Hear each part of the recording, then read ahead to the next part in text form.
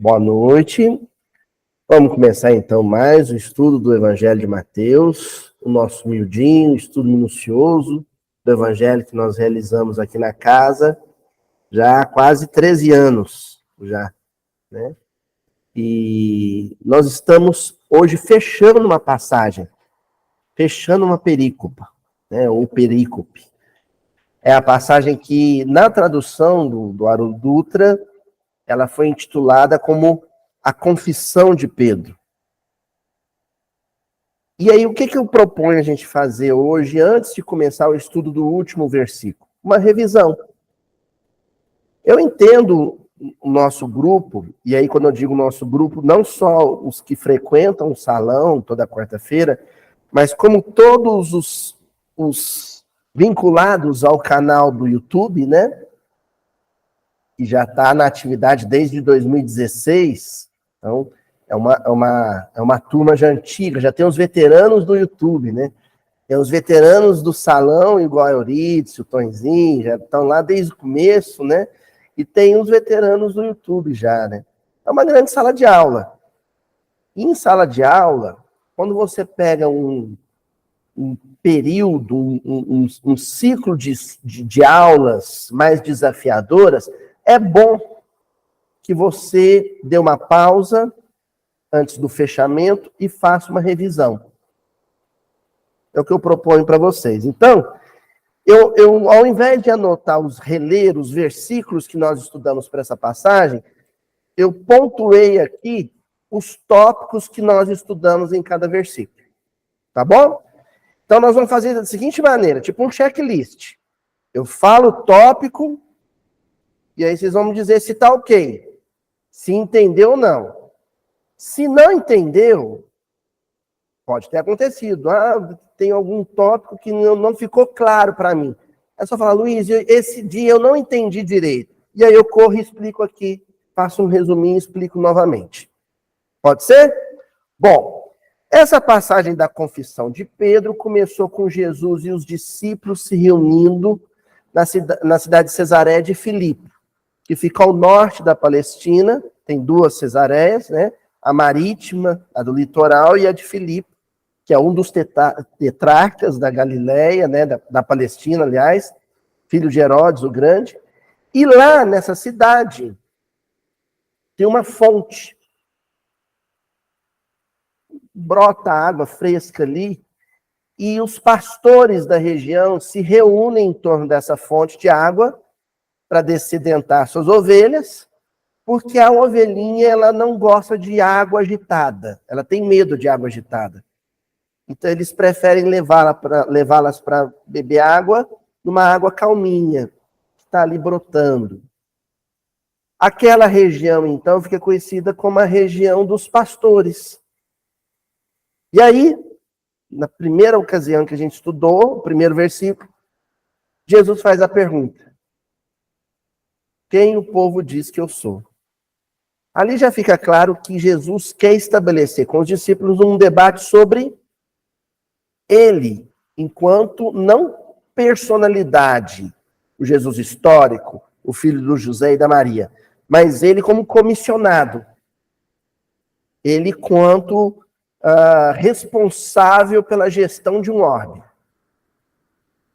Esse é o debate que ele quer estabelecer com os discípulos, Tonzinho. E aí o próprio nome da cidade, a própria descrição da região em que eles se encontravam já dá o nosso primeiro conceito. Então, o primeiro conceito, vocês vão dizer agora se está ok ou se quer que repita. O Cristo pastor, aquele que cuida e conduz. Tá ok? A primeira grande definição do Cristo que aparece nessa passagem. O Cristo como um pastor. Por que o pastor?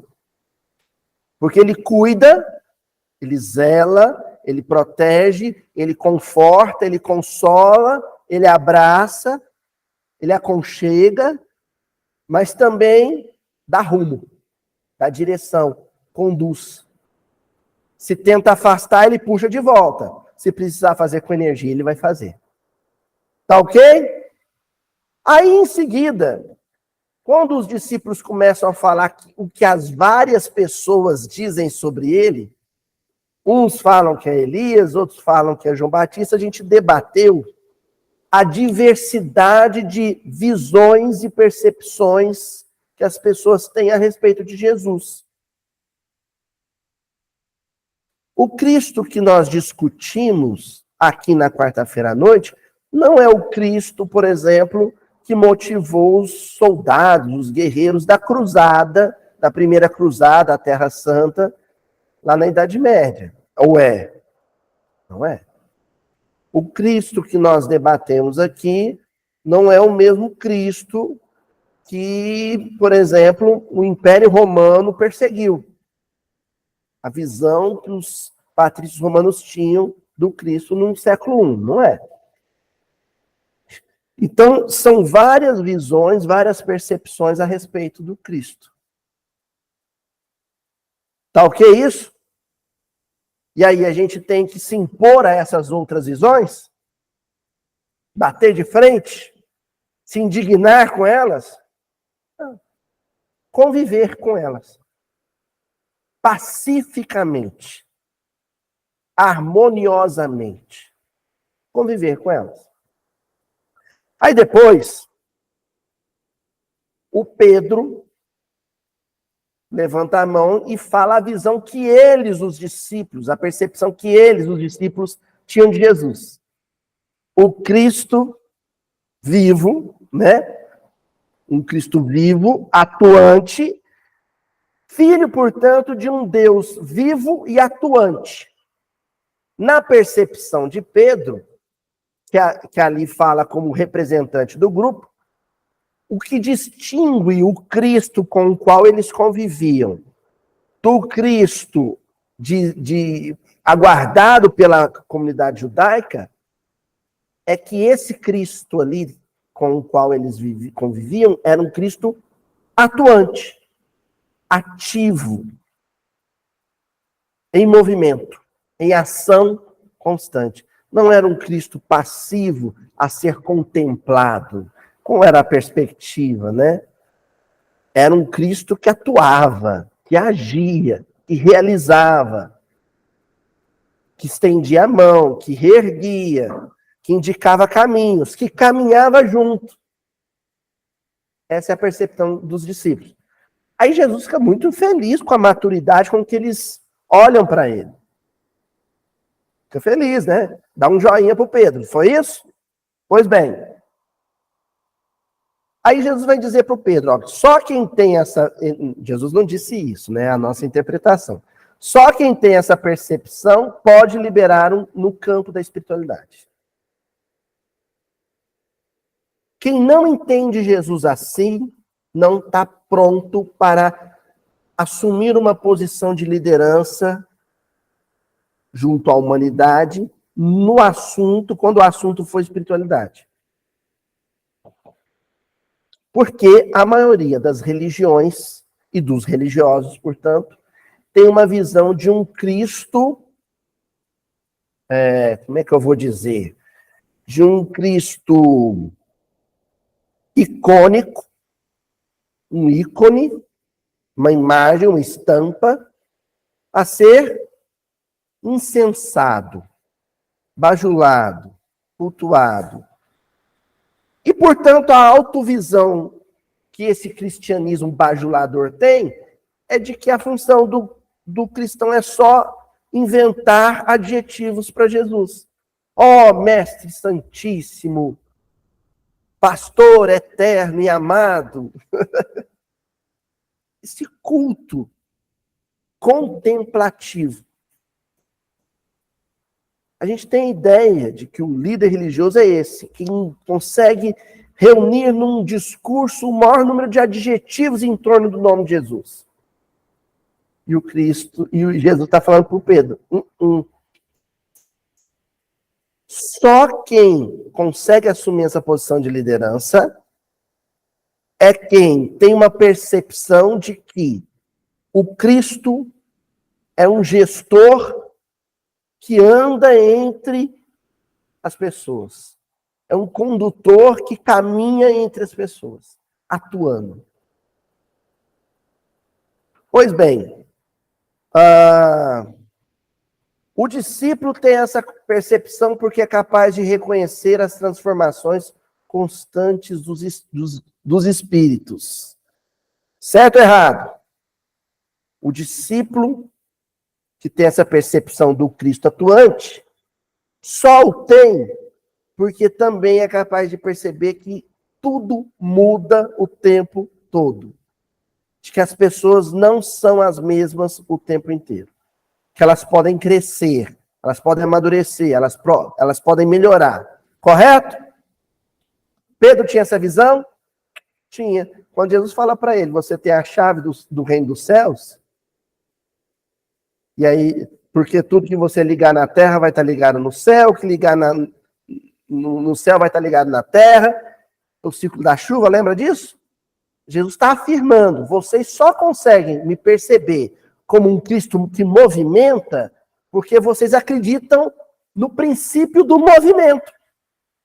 De que tudo é uma engrenagem funcionando. As pessoas, portanto, estão em movimento. Se estão em movimento, estão em aperfeiçoamento. Correto? Só que tinha um problema. Pedro afirma isso. As pessoas estão em mudança o tempo inteiro. Lembra do ciclo da chuva? Só que quando Jesus vai explicar o como as pessoas se aperfeiçoam, como elas se movimentam, ou o que faz com que elas se movimentem intimamente, Pedro não aceita. Jesus dá uma formulazinha, uma regra, uma equaçãozinha. Evolução é igual padecimento mais morte mais ressurreição. Vocês entenderam qual que é o drama, o conflito dos discípulos? Aqui eu estou dizendo Pedro, mas acho que era todos. O conflito de Pedro com Jesus? Pedro, as pessoas podem crescer? Sim. Elas podem melhorar? Sim. Elas podem se aperfeiçoar? Sim, mestre. Concordo plenamente. Você sabe como, Pedro? Não, mestre. Sofrendo, morrendo intimamente e renascendo alguém novo. Ah, não, isso eu não aceito. É assim? Não pode ser. Não pode ser. Sabe por quê? Porque se o Pedro, na visão dele, aceitar essa regra, essa dinâmica da vida, ele vai ter que aceitar que os bons também sofrem.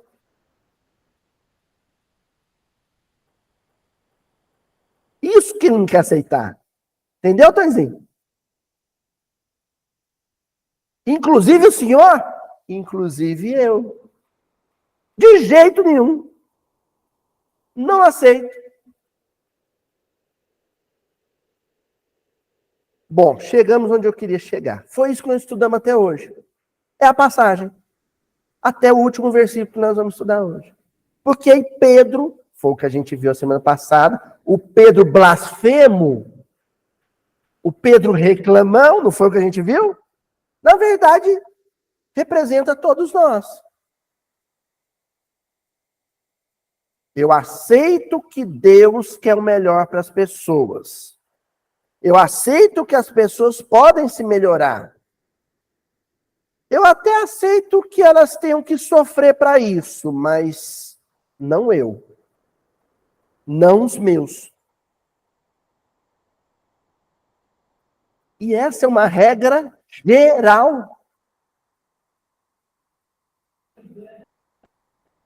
Ninguém escapa. E como a evolução não cessa, mesmo os anjos, mesmo os cristos, estão submetidos a essa regra. Tem que sofrer, tem que morrer, tem que renascer.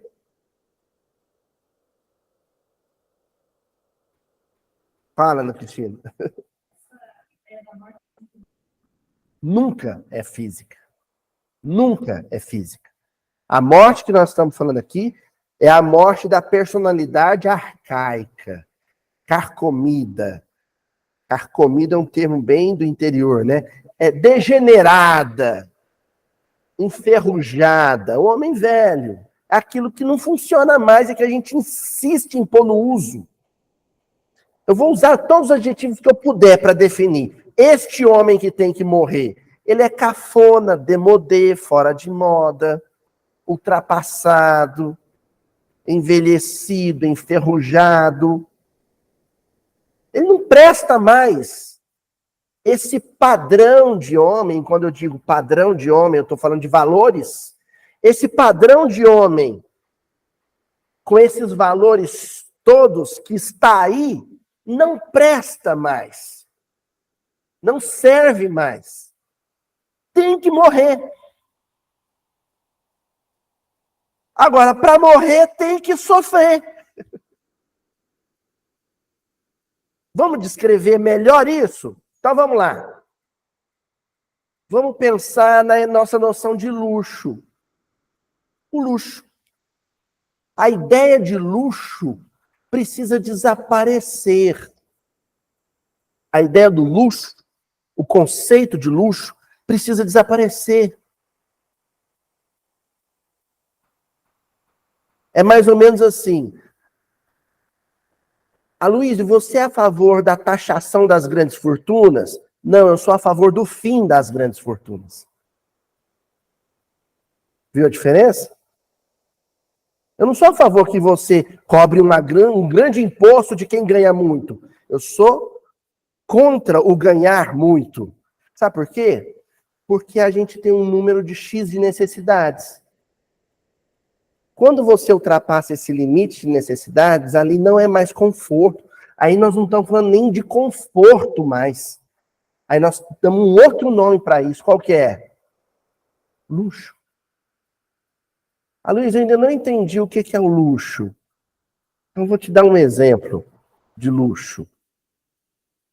O CEO lá daquela companhia da Louis Vuitton, eu sei que ele é dono de um monte de grife, da Dior, da Louis Vuitton, não sei das quantas. Né? Eles vendem até um clipezinho, sabe clipe de papel? De ouro, que custa R$1.000. Um clipe de papel que custa R$1.000. Qual que é o nome disso? Luxo. Esse é um valor que precisa desaparecer. É um valor que você encontra nos livros do Emmanuel, quando ele descreve o Império Romano. E é um valor que você encontra na novela da Globo, ou numa série do Netflix. O que isso quer dizer? Olha há quanto tempo a gente cultiva este valor, o do luxo. Sabe, o lance lá em Dubai, que como é que é? Tem um café que ele é decorado com uma folha de ouro comestível. Você precisa comer ouro para se alimentar? Então por que está ali no meio do alimento, da bebida? Qual o nome disso? Luxo. Entendeu, Ana Cristina? Isso é um conceito velho, não é? Isso pertence a alguma coisa que precisa desaparecer. Então não é uma morte física. É a morte deste homem. Esse que cultua. Olha, esse sujeito, eu estava lendo sobre ele, achei interessante, acho que comecei a ler, mas esse coração sofredor, CEO da Louis Vuitton lá, ele viajou com um jatinho dele, que é o maior. Eu sei que o iate dele, outro dia, ele foi tentar ancorar em Nápoles, a cidade não permitiu, porque ele é tão grande, o iate, que não cabe na Bahia. No porto de Nápoles, não cabe. Aí não pode ancorar. Ele tem um jatinho, que é o jatinho mais luxuoso do mundo. Ele fez, no ano, 58 viagens com esse jatinho. Ele, sozinho com o jatinho dele, emitiu na atmosfera um volume de dióxido de carbono equivalente a 150 trabalhadores operários que dirigem um carro popular. Um homem só jogou fumaça na atmosfera equivalente a 150 outros homens. Este homem, note bem, pelo amor de Deus, quando eu falo este homem, não é o senhor, é um francês, eu esqueci o nome dele. Não é é aquilo que ele representa, a mentalidade, exatamente, mãe. A mentalidade. Este perfil de homem tem que desaparecer. Não cabe ele num novo mundo. Um homem que sozinho polui mais que outros 150. Aí eu estava vendo uma entrevista com outro alemão, um executivo alemão, riquíssimo. Ele só viaja também de jatinho. Era uma matéria sobre isso.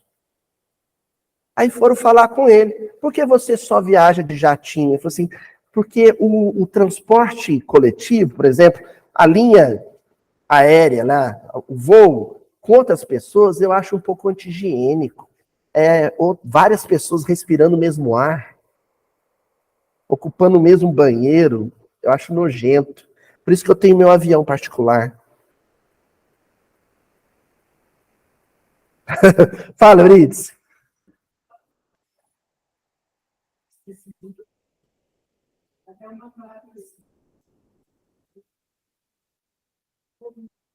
Exatamente. Exatamente. Igual qualquer outro cavalo, né? Vocês escutaram o que a Euridice falou? O Emmanuel conhece a mensagem, ele menciona o cavalo, tinha um nome. Eu sei que o Calígula, ele nomeou o cavalo dele cônsul. Deu um título de nobreza pro cavalo dele. E aí o Emmanuel fala assim, engraçado, esse cavalo do Calígula comia num balde de ouro. Só que o conteúdo era o mesmo de qualquer outro cavalo. Era milho, feno, capim. Olha, gente, esse tipo de mentalidade parece uma coisa distante da gente, mas a gente não se conhece. Eu não me conheço com a fortuna do dono da Louis Vuitton. Eu não sei se eu agiria, se eu perderia a noção, sabe? Ficar sem noção. Eu não sei se eu perderia a noção. Pode ser que eu perdesse. Porque as tendências estão em todos nós. É um perfil de homem que está em todo mundo. E a gente tem que matar isso. Aí, olha, valeu a deixa, porque agora vai cair direitinho no versículo de hoje. Foi bom a gente ter essa conversa antes, fazendo a revisão, porque aí vocês vão entender por que, que Jesus foi tão duro com Pedro. Tão duro. Olha só o versículo de hoje, então. Mateus, capítulo 16, versículo 23. Eu errei aqui, o pessoal de casa me perdoe, gente. Olha o versículo. Ele, porém, Jesus, voltando-se, eu imagino que Pedro falou assim, mestre, vamos ali no canto.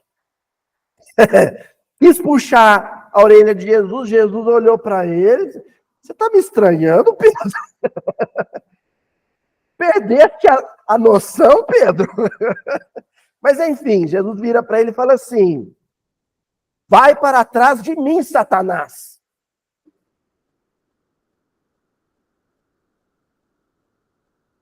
Sai daqui, Satanás. Tu és um escândalo para mim, porque não compreendes as coisas de Deus, mas as dos homens. Eita, hein? Imagina, Tonzinho, Jesus arregar aqui o zoião de governador espiritual dele para cima de você e falar assim, sai daqui, Satanás. Parece uma coisa que não combina com Jesus, não é? Não, mas Jesus pegou pesado com Pedro. O que ele falou de tão errado? Vamos entendendo as coisas? Satanás, a palavra Satanás, Satã, do hebraico, Satã, então é apenas uma adaptação para o grego, né? Quer dizer o trapaceiro, o traidor trapaceiro, aquele que puxa o tapete. Mas Pedro, um discípulo, Jesus não escolheu a dedo os discípulos, ele é um espírito perverso, mau. A noção que nós temos é Satanás como sendo, a noção que a gente traz de outras encarnações, um ente criado à parte, eternamente mau, cuja a missão de vida é atrapalhar os planos de Deus. Ele é o antagonista de Deus, não é? Então agora nós vamos matar essa concepção e vamos entender melhor o que é Satanás. Satanás, portanto, agora nós vamos entender, é o cachorro da bruxa do 70... Não. Errado. Desculpem. Eu podia perder a piada. Né? Entendedores entenderão. Amantes do Chaves entenderão. Então, gente, Satanás, o traidor, o trapaceiro, é a porção pior, mais arcaica, mais enferrujada, mais carcomida, mais degenerada de mim mesmo. O homem que tem que morrer. Ele é Satanás. Ele é o inconsciente. Por que o inconsciente não transborda, não vem à tona? Por que aí a gente aí é meio freudiano, mas está uma polêmica também com a psicanálise, nós não vamos entrar nesse patamar. Eu estou recorrendo aqui, sim, à casa mental do Calderaro, lá na obra do André Luiz. Lembra disso, Euridice? Então, a casa mental é dividida em 3 andares. O consciente, que é o andar em que você se encontra. O superconsciente, que é um andar que você acessa de vez em quando, o andar superior, que é o das ideias nobres. É o homem que você será. Né? Para usar a expressão lá dos meus amigos do ser, né? É o vir a ser. É o que você virá a ser. Mas ainda não é. Você acessa esse cômodo superior? Sim. Quando você faz uma prece, uma boa ação, quando abraça um amigo, quando se emociona com o voo de uma borboleta, naquele momento em que andar da casa mental você está, no andar superior. Agora, tem o andar inferior. É o das tendências más, das inclinações imperfeitas, infelizes do homem. É o homem que gosta de luxo e que não se importa o quanto ele vai prejudicar os outros para ter o luxo que ele quer ter. É aquele sótão, né? Sótão não, sótão em cima, né? Ele é o porão, né? Ele é o porão cheio de mofo, cheio de ácaro, né? Aquele cheiro horrível, escuro. É lá, é o passado. Tá claro isso, gente? Aquele homem que ainda se compraz, quando você desce para lá, quando você desce as escadas e vai para esse porão, dona Cíntia, lá, sabe quem você é? Satanás. Lá você é Satanás. Lá você é Satanás. Então, quando Pedro vira para Jesus e fala assim, você está doido, mestre? Não é assim que funciona, não. A vida é uma festa. A vida é uma nice. Jesus não chama ele de Pedro, chama ele de... Porque naquele momento, Pedro desceu para o porão. O homem que caminha no porão, no meio do mofo e da escuridão, é Satanás. E ele é traiçoeiro. Ele é perigoso. Escândalo vem do grego escandalon, que quer dizer armadilha. É o que arma a armadilha. Ele é perigoso. Eu, na minha pior versão, crio situações embaraçosas, perigosas, nocivas para o meu semelhante. Naquele momento, quando Pedro desce para o pomorão, quando ele se torna Satanás, ele cria uma armadilha para Jesus cair. Olha, mas é no inconsciente, ele não gostava tanto de Jesus, mas o nosso inconsciente é um perigo. Nosso inconsciente não ama ninguém, só ama a si mesmo, porque ele é a nossa porção mais egoísta. Pedro, na sua versão Satanás, Pedro, no andar de baixo, ele criaria uma armadilha para Jesus sem problema, assim como Judas criou. Por isso que quando Jesus está na última ceia, com todos os discípulos, uma única tigela na mesa, como é costume na mesa árabe, né? E Jesus fala assim, aquele que há de me trair, mete a mão comigo no mesmo prato. Acho que Jesus esperou numa hora que os 12 foi molhar o pãozinho no hamsterrinho. Todos. Pode ser qualquer um de nós. Basta que desça para o andar de baixo. Aconteceu por uma infelicidade pessoal de ter sido Judas, mas podia ter sido Pedro. Podia ter sido Tiago. Podia ter sido a Cíntia. Podia ter sido César, podia ter sido a Luísa. No seu momento, Satanás. E aí, Jesus foi duro com Pedro? Não, ele chamou Pedro para a realidade. Você não queria conversar comigo no particular? Então não vou te humilhar na frente de ninguém. Aqui estamos nós, né? Você está se comportando como um homem inferior. O homem que deveria ter morrido já, Pedro, é o homem que está agora falando comigo. Mas, Aloísio, você já explicou o que é o Satanás. Eu já entendi quem é o Satanás. É a pior versão de mim mesmo. No sentido moral. Mas e a armadilha?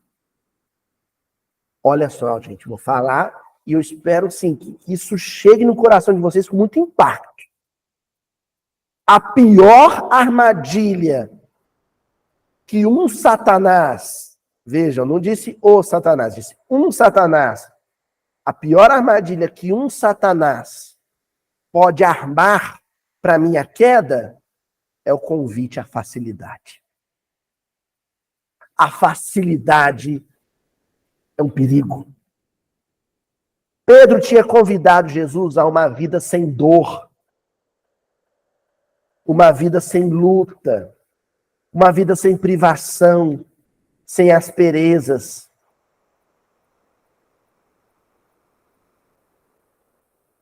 Tonzinho,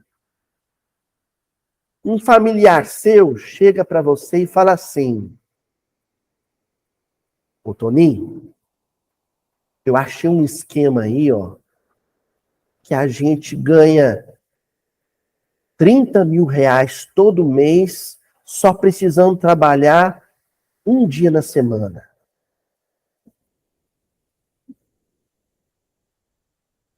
Qual é o convite que ele está te fazendo? É uma armadilha, né? Já diria aquele velho pagode cilada, né? Quem não sambou com cilada, né? É cilada, é armadilha. Porque ele te convidou a uma vida fácil. Ganhar 30 mil sem trabalhar? Convite perigoso.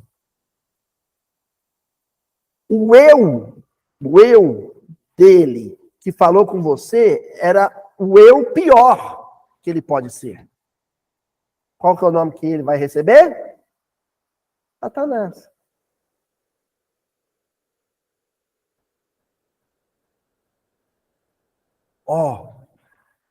Aí chega, eu achei um jeito, um esquema aí, da gente, que a gente evolui, a gente vai para o nosso lar, uma colônia espiritual iluminada, com um jardim florido, novela Viagem, Coisa mais linda do mundo.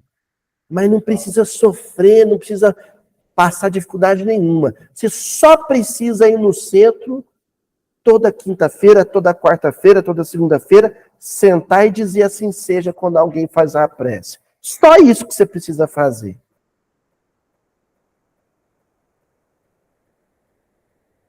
Satanás.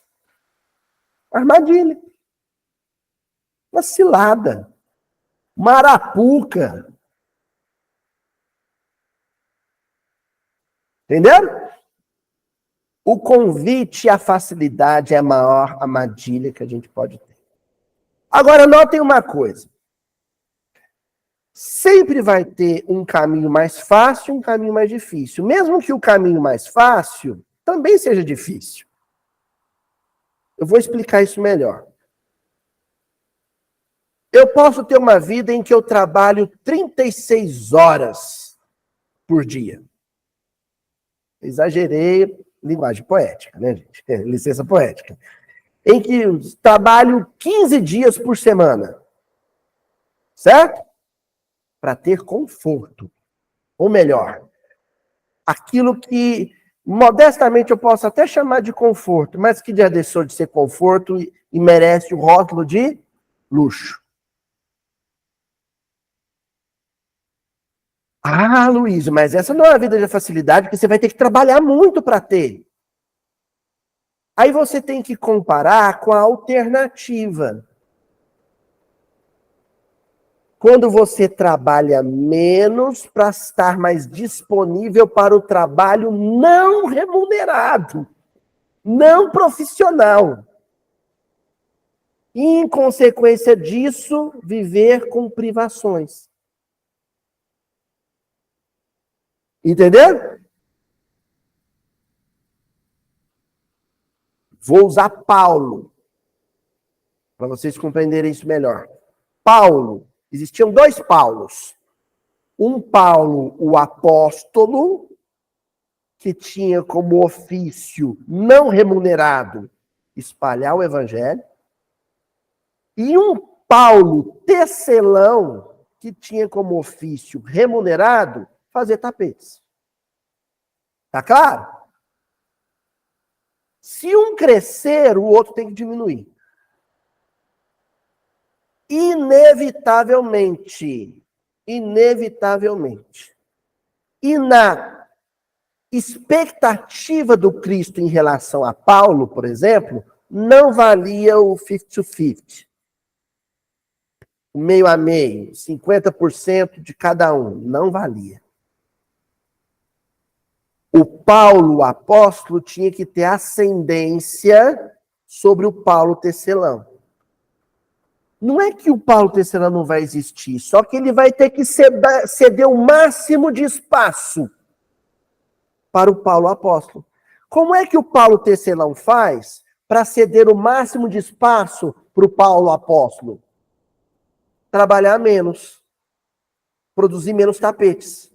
Mas para ele produzir menos tapetes, ele só consegue se ele reduzir junto com a produção o seu consumo, as suas necessidades.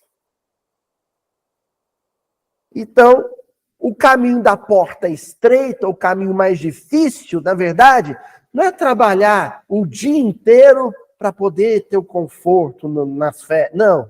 O caminho mais difícil é quando você reduz o seu consumo, as suas necessidades ao mínimo, para não ter tanta necessidade de transformar força de trabalho em capital e estar mais disponível para um outro tipo de trabalho, do qual você não recebe nada.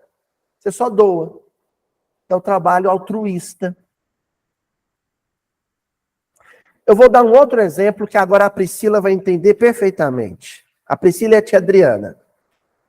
Eu tenho que ir para o Malawi. Vamos supor que eu tenho que ir para o Malawi numa caravana entre o dia 10 e o dia 19 de novembro de 2023 pela Fraternidade Sem Fronteiras. Vamos fazer de conta de que isso vai acontecer.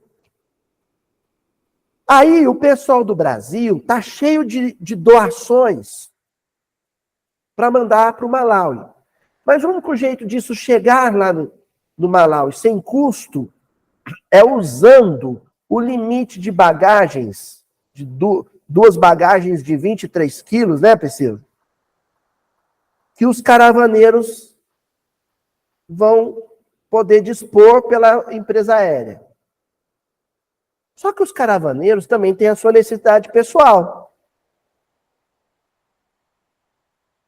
Como é que o caravaneiro faz para disponibilizar para a Fraternidade Sem Fronteira as duas bagagens para levar doações para as crianças necessitadas?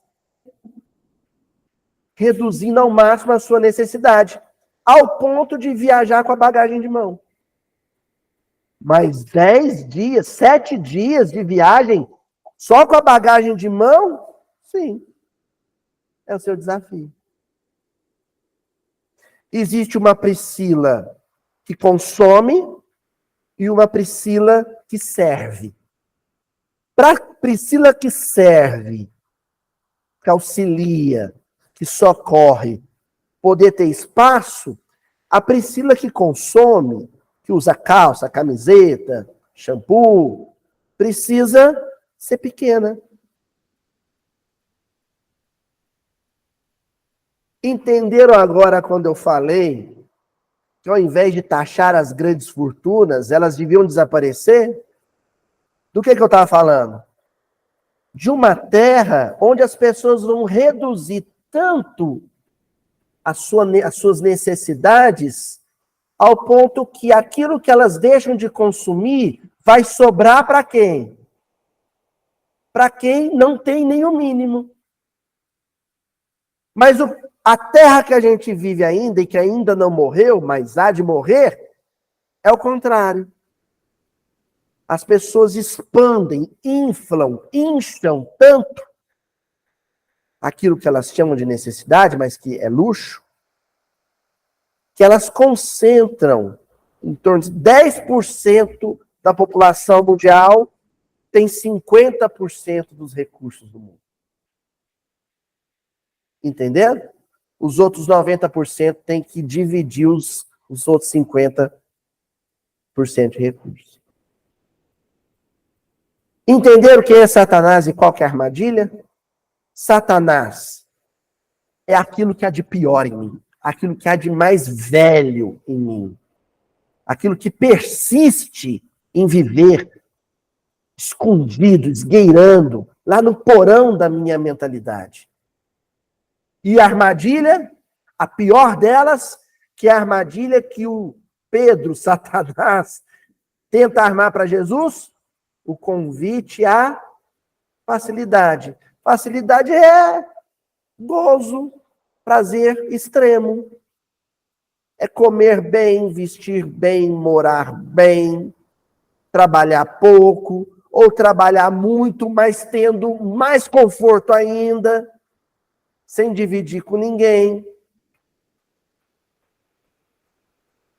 A porta estreita e a porta larga. Pois bem, eu separei aqui duas referências cruzadas que vai ajudar a gente a entender isso melhor. E é justamente trechos de duas cartas de Paulo. Porque Paulo viveu isso muito bem, né? Essa coisa do homem velho que precisava morrer para um homem novo nascer. Na carta que ele escreve aos Romanos, capítulo 8, versículo 5, Paulo diz assim: porque os que são segundo a carne inclinam-se para as coisas da carne, mas os que são segundo o Espírito, para as coisas do Espírito. Inclinação. Vocês lembram no capítulo 17 do Evangelho segundo o Espiritismo? Os bons e os maus os bons espíritas? Quem que é o bom espírita? Aquele que combate as suas más inclinações ou suas más tendências. Existe uma porção minha que se inclina para a carne, para os prazeres, os gozos, as alegrias do mundo. Um aplauso, ser ovacionado, é um gozo do mundo. Tem gente que curte isso. Até na rede social. 1000 curtidas, 300 compartilhamentos. Uma descarga de endorfina, serotonina e todas as drogas, mas o sujeito é um noiado, é um chapado. Ele é viciado em quê? Na droga do prazer, da alegria, que ele sente quando vê uma postagem dele ter 1000 comentários, 200 curtidas. É um sujeito que é viciado em aplausos, em notoriedade, em fama. Entendeu, Tonzinho? É o sujeito, ele é viciado nisso. Esse sujeito, ele tem uma inclinação para as coisas da carne. Então, só uma coisa vai dar alegria para ele. As coisas da carne. Aplauso, dinheiro, fama. Agora, tem um sujeito que a porção boa dele, ele gosta mais de subir para o andar de cima. Ele é mais inclinado para as coisas do Espírito. Então, o que dá alegria para ele são as coisas do Espírito. Ajudar alguém, por exemplo. Tirar da cabeça de alguém, por exemplo, uma ideia de tristeza.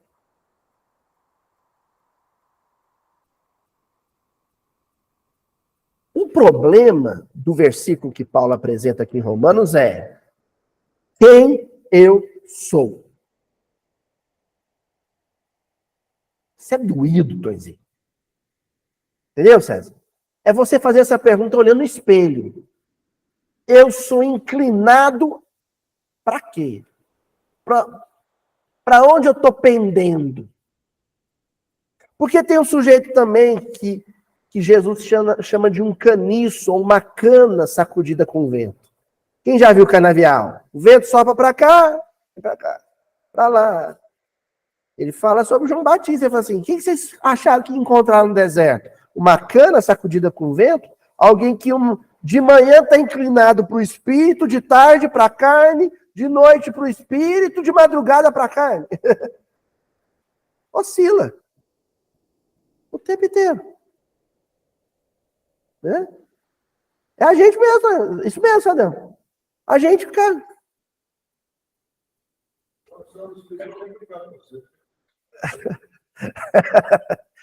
Vocês entenderam? Paulo está falando disso. Aí ele vem em Coríntios, na primeira carta a Coríntios, capítulo 2, versículo 14, diz assim: ora, o homem natural não compreende as coisas do Espírito de Deus, porque lhe parecem loucura, e não pode estendê-las, porque elas se discernem espiritualmente.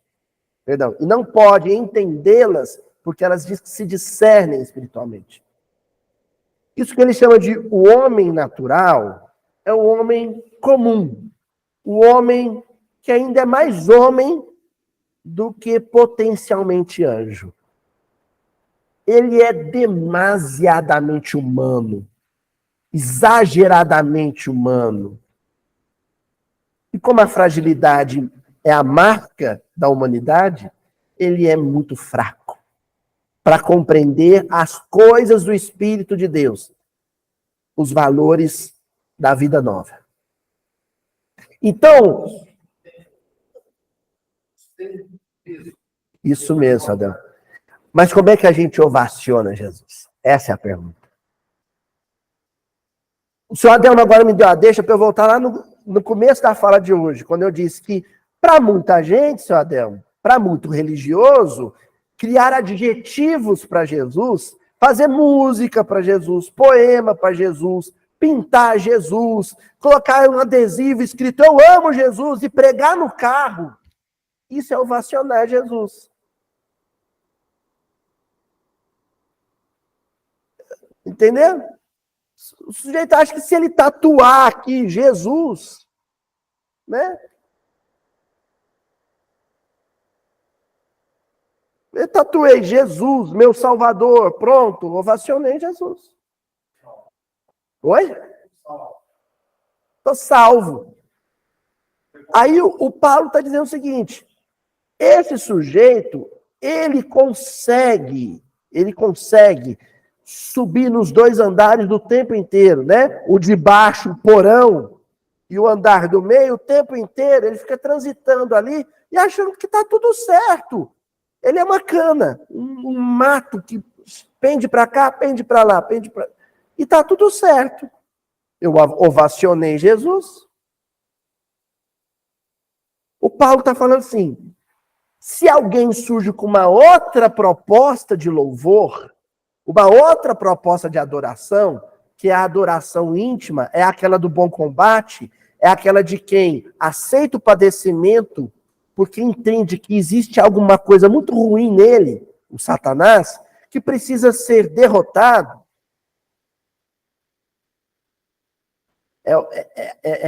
Aquela história do esmagar a cabeça da serpente, né?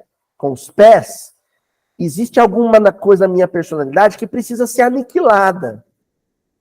Então eu permito que as circunstâncias difíceis promova esse processo em mim, padecimento, para que o que há de melhor em mim reine, triunfe, nasça. É a minha ressurreição.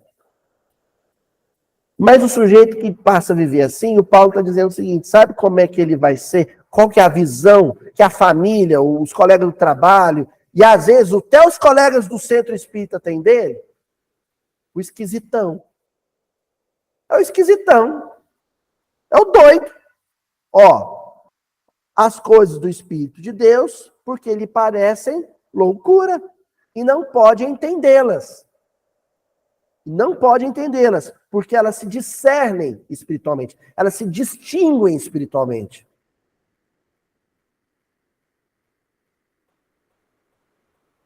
Mas a gente quer ser aceito, a gente está mais preocupado em ser aceito pelo grupo, né?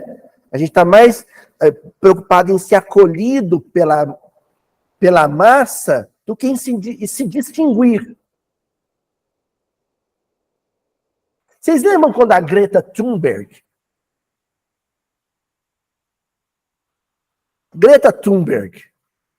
chamaram ela, iam dar um prêmio para ela lá nos Estados Unidos. Ela nunca tinha saído da Suécia. Aí falaram para ela, vem aqui nos Estados Unidos que você vai ganhar um prêmio pelos seus feitos pela ecologia. Ela falou, tá, eu vou. Aí o pai dela tinha um conhecido que tinha um veleiro. Um veleiro. Ela chamou o amigo do pai dela e falou assim, o senhor me leva nos Estados Unidos? Aí o povo, o que você fala de uma adolescente de 18, 19 anos que chega para um sujeito que tem um barco, a vela, e fala para ele, eu tenho que receber um prêmio internacional lá nos Estados Unidos, o senhor me leva? Ela é louca. Só que o cara mais louco que ela falou assim, levo. Vamos planejar a viagem? Vamos. Quanto que vai precisar de água? Quanto que vai precisar disso?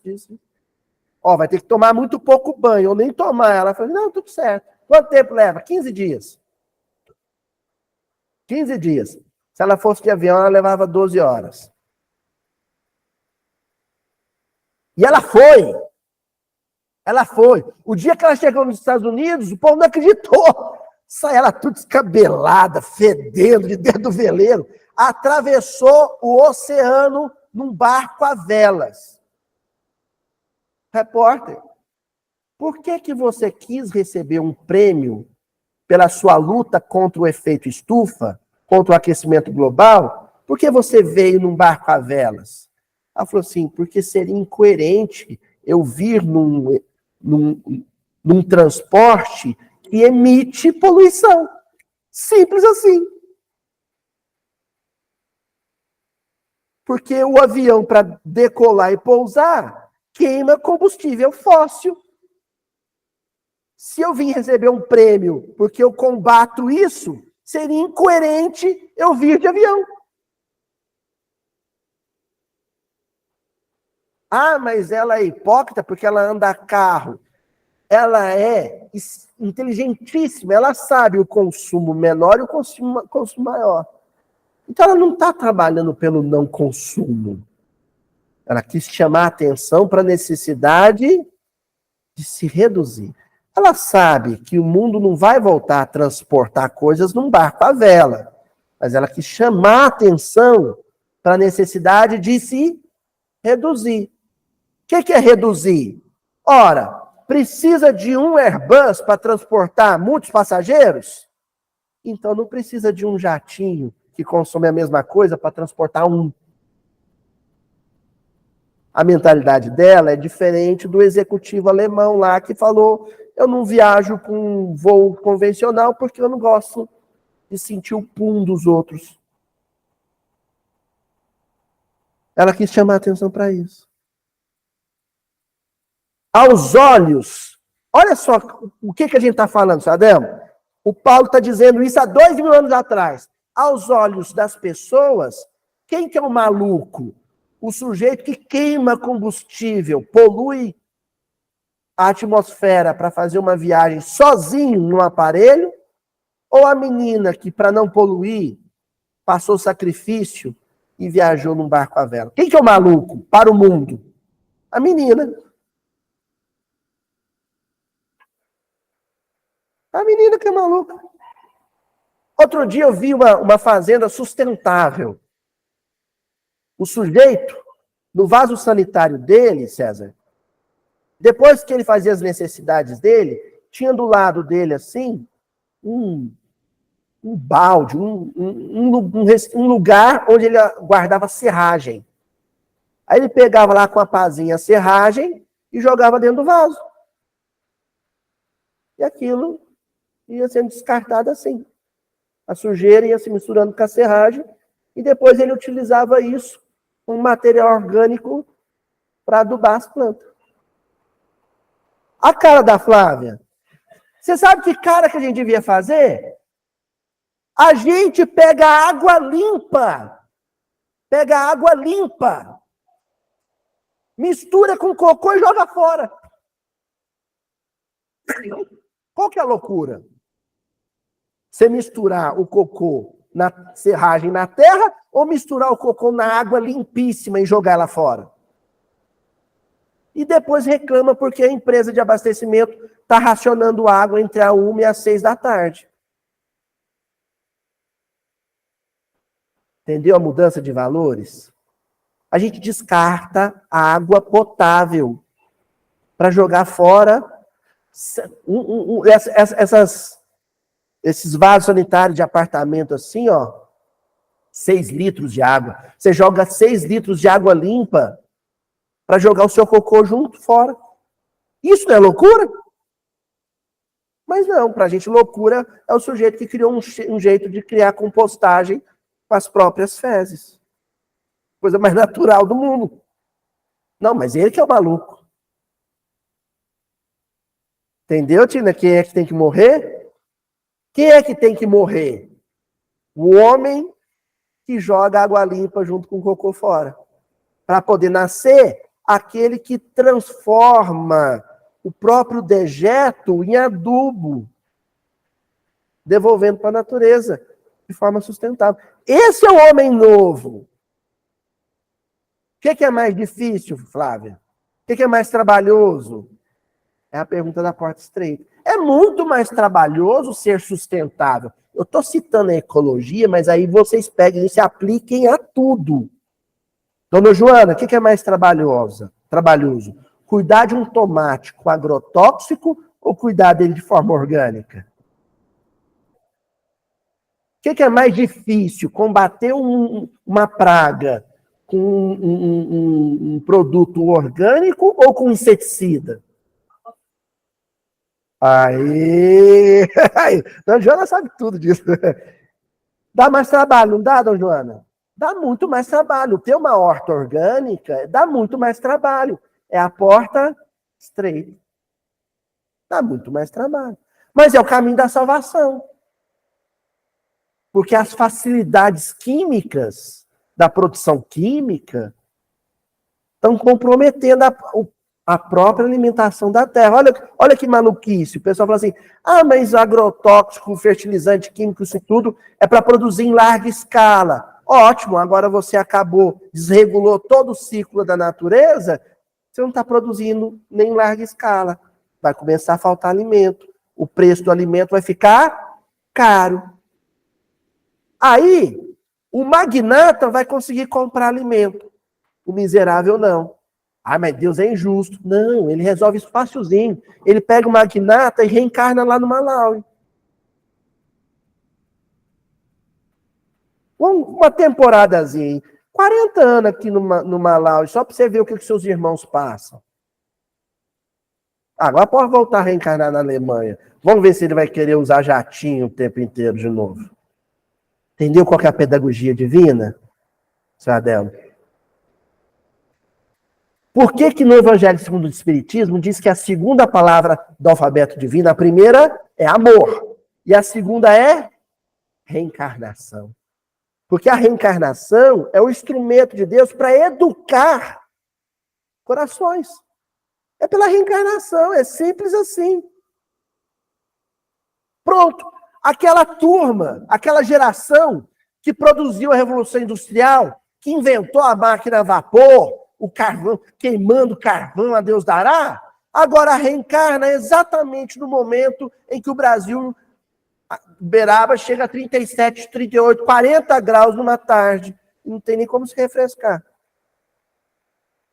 Agora reencarna na Terra superaquecida. E pensa, poxa vida, tinha outras maneiras da gente produzir energia. Por que a gente escolheu o petróleo? Por que a gente escolheu o carvão?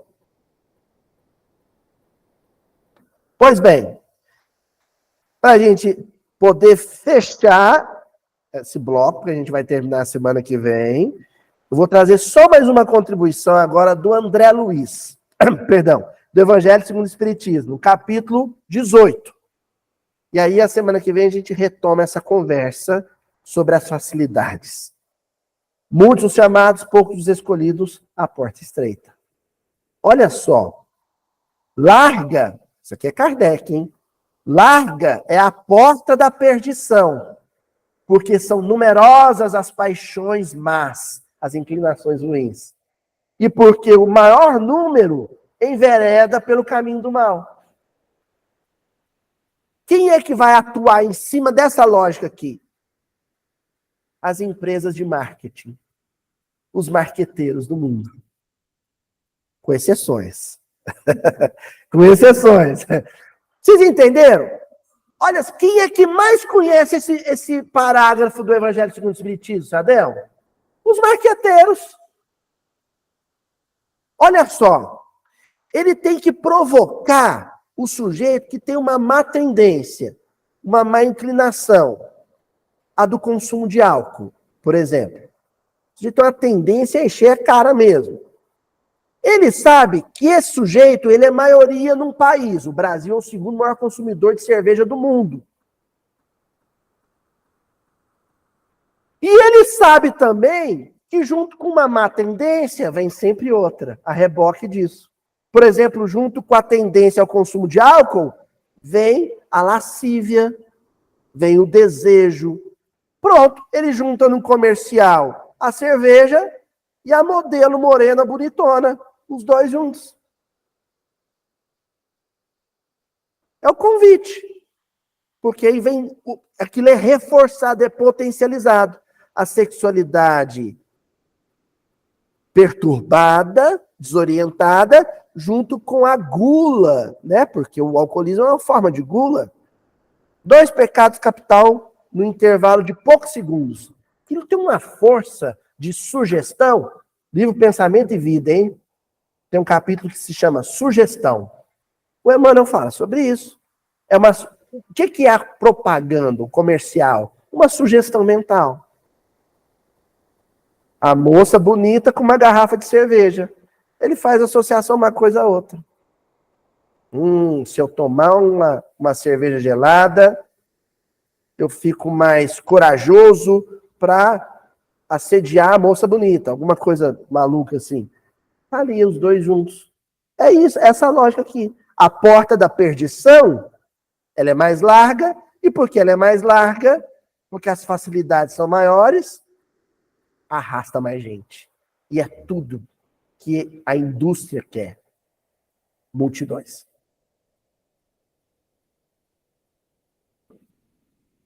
Outro dia, eu vi um vídeo muito engraçado, um senhorzinho de uns 80 anos, assim, bem senhorzinho mesmo,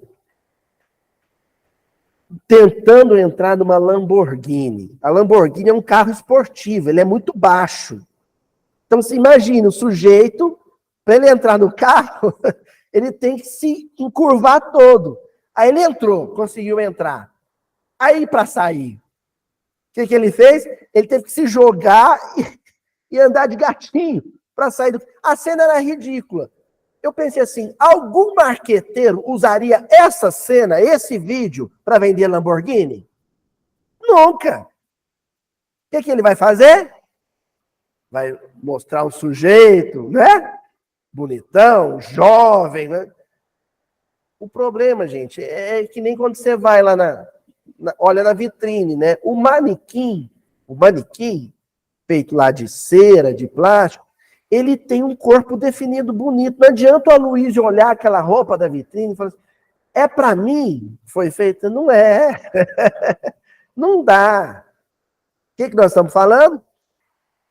Que o marketing moderno vai agir em cima das nossas fantasias. E as nossas fantasias, elas estão baseadas nas nossas más inclinações. A vaidade, a luxúria, os 7 pecados capitais, a gula. Mas aí Kardec encerra esse trecho do Evangelho segundo o Espiritismo dizendo assim, é estreita a da salvação, porque há grandes esforços sobre si mesmo, e é obrigado o homem que a queira transpor para vencer suas más tendências, coisa a que poucos se resignam. Olha, a da salvação é estreita. E porque ela é estreita, ela exige grandes esforços sobre si mesmo. Grandes esforços sobre si mesmo. E porque exige grandes esforços sobre si mesmo, é uma minoria que quer. Isso explica o próprio Pedro, durante um devaneio, achou que Jesus tinha vindo aqui para desencarnar com facilidade. Num leito, né, macio, ao lado dos seus familiares e quem o amava. Não, ele morreu na cruz. Na semana que vem, nós vamos retomar para fechar essa discussão que ela é crucial dentro do movimento espírita. O espírita precisa aprender a perder, a privar-se. A turma se empolgou com essa noção do nosso lar como, né, uma espécie de resort espírita no além. All inclusive. Né? Se criou essa cultura. Não entendemos nada, então. Semana que vem eu vou trazer algumas mensagens que ainda não apresentei para a gente fechar essa questão. Não existe morte do homem velho sem circunstâncias difíceis, sem porta estreita, sem padecimento. Senão a gente se acomoda e o homem velho continua reinando no mundo. Bom? Então até a semana que vem, gente.